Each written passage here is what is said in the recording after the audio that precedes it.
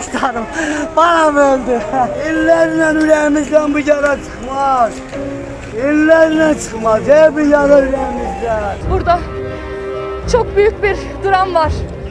Siviller katledildi Berde'de yine.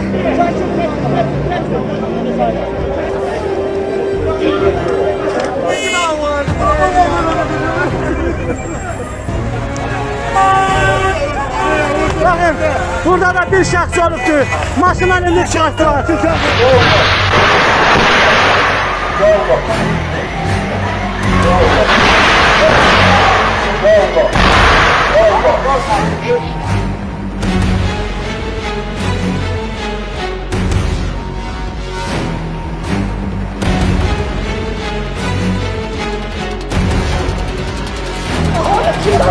Evet adam. Evet. Evet. Bakmaz. Bunlarla nəsi var? Dövsün də bizə qədər də əsgərlərlə dövsün. Həyətdə, öz həyətimdə, nəvəm də yanımda. Qəfildən gördüm, uğultu gəldi. Uşaq qucağında ölür. O uşağın nə günahı var? O uşağın heç bir günahı yoxdur.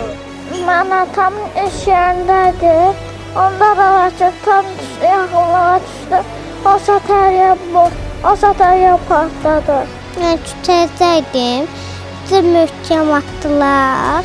Sonra gəlirdi, sonra töküldü yerə, mən qaçdım. Bu da Ermənistanla Azərbaycan arasında olan fərqin də göstəricisi bu ki, Azərbaycan mülki insanlarla müharibə aparmır.